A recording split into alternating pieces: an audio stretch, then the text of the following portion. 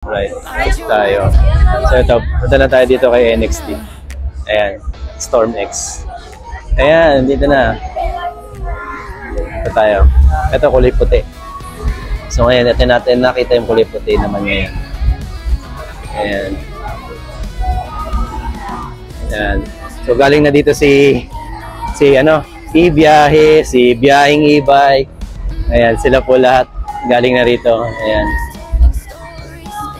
Asan na yung Asan na yung gusto ko? Wala pala dito. Ayun. Tingnan tayo sa branch. Fusion X. Yan nga. Yung Fusion X, meron tayong plano kasi doon. Kaya ayun yung naiisip ko. Pero kung ang hanap lang ninyo din ay saktong meron din pong flooring, ito. Ayan. Tapos yung kanyang compartment, malaki po din ang compartment. Okay din po ito. Ang battery niya nasa ilalim pa rin. Then lithium pa rin siya. So tapos disc brake na rin ang kanyang likod. Ayan. Hindi ko lang maintindihan bakit rain tire yung nakalagay dyan. Rain tire kasi yan eh. Ayan. Ano nga bang brand ba to? Gulong. Didose din siya pero 120 lang. Pag ako yan, lalakihan ko yan. So, very China ang ang kanyang brand. NJK? Ayan. So, yan. So, ito okay din to. Actually, kaya lang kasi medyo mas malaki siya compare dun sa Kaya para mas gusto ko yung ano na rin to, NFC. So, yung NFC niya, pwedeng ito na yung key card na tinatawag. So, pwede niya nang ipang-start to. So, dito ba yan? Dito mismo sa, ayan, So, NFC. Ang natatandaan ko lang sa F ay frequency card. Ano yung N? So, ayan. So, pwede siyang NFC, pwede rin siyang susi. The traditional. So, paano ba ito? Papatayin lang din. Ganun lang din pagpatay. So, pagka sususian nyo, pwede rin siyang isusi. Ayan. Panay polyphonic yung tunog.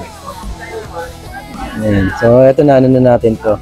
Pero yung actual na testing, hindi ko pa ito nasusubukan. Ito nakasusi. Ito yung Voltaris Pro. So, ito ay parang naka-naked handlebar. Compare dito. Ito may cover. So, ito may makikita mo na kagad yung yung mga hose ng disc brake. Ayan.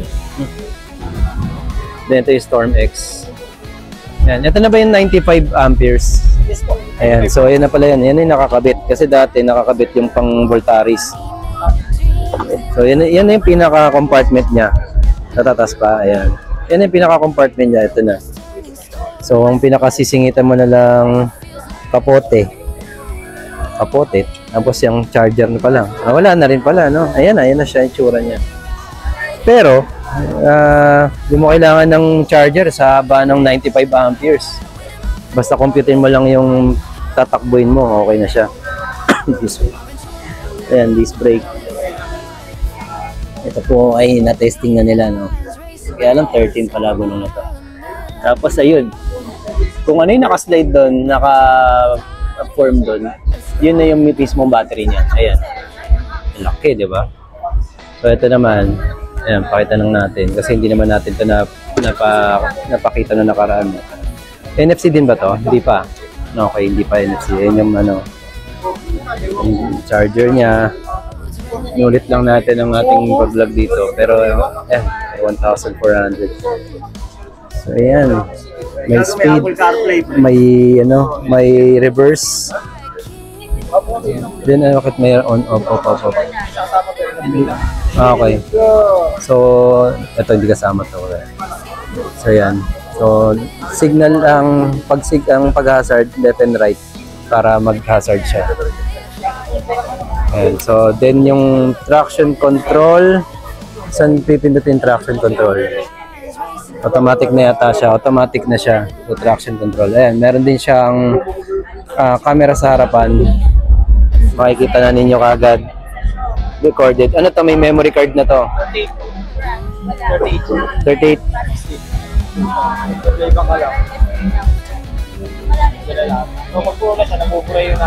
Nag-ano siya. Nag-override siya.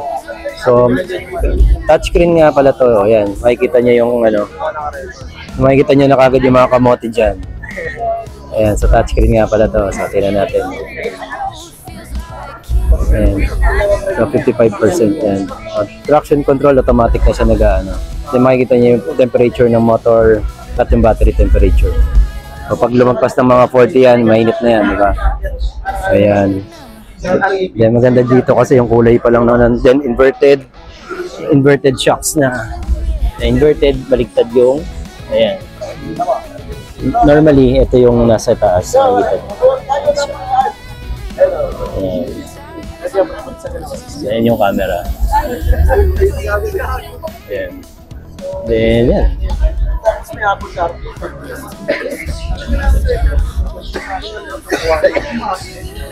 Then, usay-isay natin ulit. Price.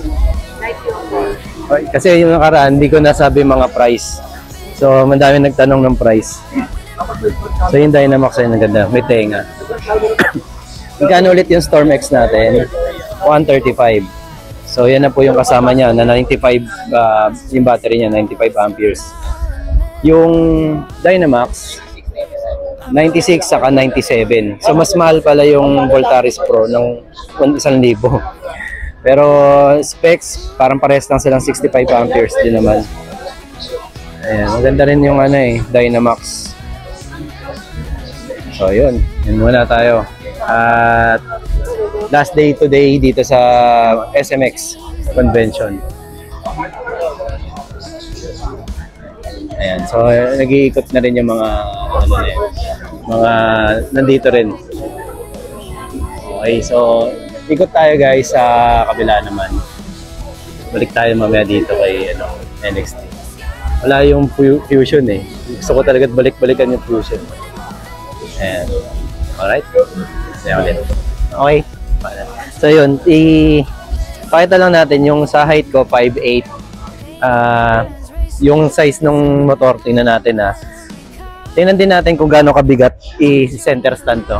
Ayan, magaang lang siya. Technique yun. Pero sa iba, bigat na bigat yan kasi malaki yung battery. Kasi yung iba ginagawa, binubuhat na ganyan. Ayan, makikita nyo gumalit yung muscle. So kung magsa-center stand lang kayo, tapakan nyo lang. Yung bigat ninyo, yun ang pag-angat. Okay? So ngayon, testing natin yung ayan, pagsasakay kayo, mag-side stand muna kayo. Para kung saan ma-out of balance kayo. Ayan. So may ano pala dito. Ayan, ayan ang height ko. Medyo tingkad ng konti. Then may mga indication pala rito na kung naka-side stand, so hindi siya andar. So pagka tinanggal, ayan, sige, pakita naman natin tong So pag tinanggal, ayan. So pakita natin naka-side stand. So, video natin to. Ayan. So may indicator na naka-side stand pa. So pag tinanggal, ayan, mawawala. Ayan. So 1, 2, 3. 1, 2, 3 yung kanyang speed. Ayan, 1, 2, 3. Then, meron siyang traction control na naka-automatic na siya, no? Touchscreen to. Ayan.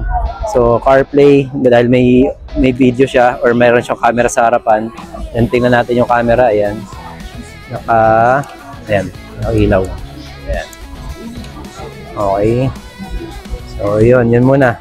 Yun ang ating pakita. Oh, may passing pala, May passing. Ayan. So, ayan, pakita natin buong unit ulit. Ayan. Sa height ko, ayan. Ayan Okay. Ay, pa yun lang Ayan, may reverse. Magana yung reverse. Okay, so, yun na muna. Thank you. Sige. Palang to, features na nag-iiba-iba kulay through cellphone. Pakita natin. Ayan, nag-iiba yung kulay niya pag pinindot. Gawin mo siyang red. O, kita mo? Pinindot niya red. Ayun, nag-red. Pero yan, bawal yan, guys. Kasi yan eh. Pang likod dapat yung red. So, pwede rin siyang nag-iiba-iba kulay, nakaset. Yung tipong automatic na iba. O, ikaw lang talaga magsiset. Ah, okay. So, doon na mag-a-adjust. Isa pa nga, orange. Ayun. Hindi siya masyadong ano. Pero syempre, ano yan. Galing. Okay. Yan ang Dynamax. So, yan. Subukan naman natin yung Dynamax. Dynamax. Ito. So, seat height. Check natin.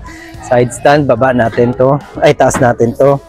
Then, baba natin. Sabi ko nga, pagka sasakay kayo, side stand nyo.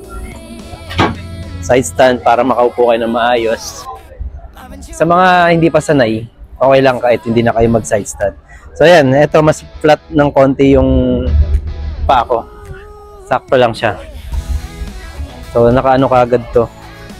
Ito walang indicator. Hindi, meron. May exclamation point naman siya kapag nakatanggal. Medyo malayo lang yung side stand. Medyo nasa gitna na siya. Kasi yung normally na, yung normal na susubukan natin, nandito lang, ganun lang siya. So ito medyo plus. Ayun no, shout out kay Boss Mark. Pakilala si Boss Mark. Ano nga ba ulit? Ano mo? EV Channel PH. Yan, EV Channel PH. Ayan.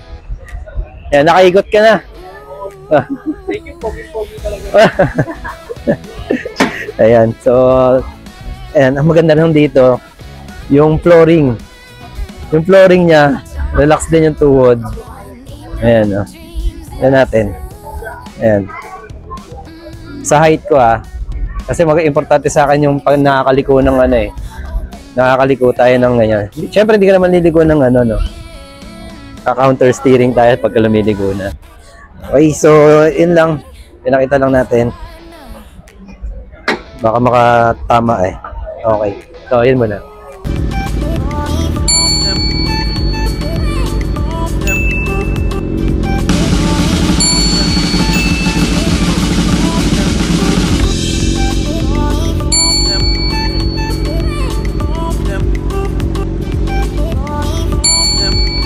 Ayan o. Meron na rin tayo dito sa Japan, guys. So, okay. Once again, Marvin Chua Motovlog po. Maraming salamat po. Salamat din po sa mga nag-subscribe. Subscribe, okay. Bulol pa, no?